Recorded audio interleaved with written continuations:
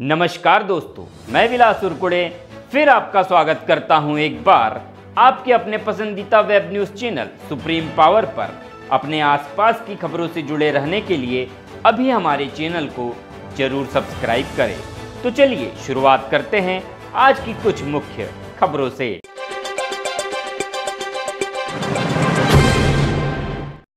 खबर महाराष्ट्र के गढ़चिरौली से। चिमूर लोकसभा क्षेत्र से गढ़चिरौली चिमूर निर्वाचन क्षेत्र से कांग्रेस उम्मीदवार बने नामदेव किर्सन। गढ़चिरौली चिमूर लोकसभा सीट महाराष्ट्र की 48 लोकसभा सीटों में से एक। यह सीट अनुसूचित जनजाति के लिए आरक्षित। आइए जानते हैं क्या कहा नामदेव किर्सन कांग्रेस उम्मीदवार गढ़चिरौली चिमूर ने।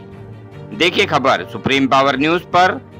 गढ़चिरौली से दुर्गा प्रसाद बर्वे की रिपोर्ट। सृष्टीचे आणि सर्व काँग्रेसच्या नेत्यांचे आभार पक्षामधूनच आणखी कोणते कोणते पण नाव चालू होते। या अगोदर उपसंडीजींना ज्यांना चान्स मिळत होता त्यांचं सुद्धा नाव चालू होतं। अचानक राजकीय वर्तुळात बदलाला आणि आपल्याला ही संधी मिळाली, काय सांगणार? नाही, तिकीट मागणारे लोक असतात, तसं काय 7 लोकांनी तिकीट मागितलेली होती, परंतु त्याच्यामध्ये पक्षाने जो सर्वे केला आणि ज्या पद्धतीनं लोकांची मागणी बघितली, सर्वसाधारण लोक आहेत, मतदार आहेत, आमचे कार्यकर्ते आहेत, पदाधिकारी आहेत, यांची मागणी आणि जो सर्वेचा रिपोर्ट जनरल पब्लिकमधून आलेला असतो की जो उमेदवार निवडून येऊ शकतो, त्या पद्धतीनं त्याच मेरिट बेसिसवर मला तिकीट देण्यात आली। त्याच्यामुळे स्पर्धी जरी असले तरी पण ज्यांचं सर्वेमध्ये नाव येईल किंवा ज्यांना लोक म्हणतील अशा व्यक्तीला मिळणार होती। त्याच्यामुळे मला काही त्याच्यामध्ये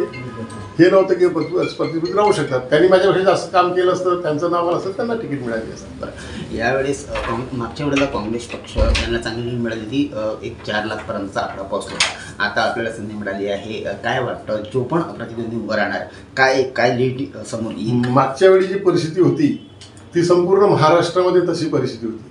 काँग्रेसचा फक्त एकच उमेदवार निवडून आलेला होता, पण आता तशी परिस्थिती नाही आहे। 10 वर्ष लोकांनी संधी दिली, भारतीय जनता पार्टीला, त्यांच्या आमदारांना, खासदारांना संधी दिली, परंतु त्या संधीचा काही त्यांनी उपयोग केलेला नाही। जे प्रश्न संसदेमध्ये उपस्थित करायला पाहिजे, महागाई असो, बेरोजगारी असो, शेतकऱ्यांच्या समस्या असो, शेतकऱ्यांच्या मालाला भाव असो किंवा शेतकऱ्यांचे उत्पन्न दुप्पट करण्याचं आश्वासन असो, अनेक आश्वासनं दिलेली होती, परंतु त्याच्या पूर्ततेसंदर्भामध्ये किंवा जे काही प्रश्न आहेत जे आज भेडसावत आहेत, मोठ्या प्रमाणावर महागाई वाढलेली आहे, एवढंच नव्हे तर आर्थिक स्थिती जी आहे ती खिळखिळी झालेली आहे आणि ह्या देशाला कर्जबाजारी बनवण्याचं काम चालू आहे। ह्या सगळ्या बाबतीमध्ये कुठलेही प्रश्न संसदेमध्ये ह्या मागच्या 10 वर्षामध्ये खासदारांनी कोणी विचारलेले नाहीत। त्याच्यामुळे लोकांना परिवर्तन पाहिजे, त्यांचे प्रश्न त्या ठिकाणी मांडणारा व्यक्ती पाहिजे, प्रतिनिधी पाहिजे, म्हणून यावेळेस निश्चित करून ते परिवर्तन होणार आहे। महायुती सरकारकडून अद्यापही उमेदवार घोषित करण्यात आलेले नाही, काय वाटतं? त्यांच्यात आतापर्यंत तिथला तिढा सुटलेला नाही आहे का सांगणार? आता होईल, कारण की ते वाट बघत होते की काँग्रेसचा उमेदवार कोण असतो, कारण की त्यांचा पण सर्वे असतो, त्यांच्या सर्वेनुसार जे कोण तुल्यबळ आपल्याला उमेदवार जो काँग्रेस पक्ष देईल आणि त्याच्यानंतर मग त्यांना संभ्रम होता यावेळेस की कोणाला मिळेल।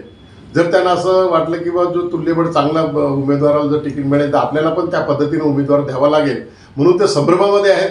आणि आता उमेदवार आमच्या काँग्रेस पक्षात जाहीर झाल्यानंतर आता ते त्या पद्धतीनं त्यांचा उमेदवार ते जाहीर करतील। आपल्या उमेदवारी घोषित कोणकोणते विकास मुद्दे लक्षात घेऊन आपण हे निवडणूक लढणार आहात? बघा, गडचिरोली जिल्हा हा मागासलेला जिल्हा, नक्षलग्रस्त जिल्हा म्हणून ओळखला जातो आणि असा ठपका त्या जिल्ह्यावर बसलेला आहे। तर माझं उद्दिष्ट तेच आहे की जो हा ठपका गडचिरोली जिल्ह्यावर बसलेला मागासलेपणाचा आणि नक्षलग्रस्ताचा तो ठपका हटवायचा आणि त्या जिल्ह्याचा विकास झाला पाहिजे, समतोल विकास झाला पाहिजे।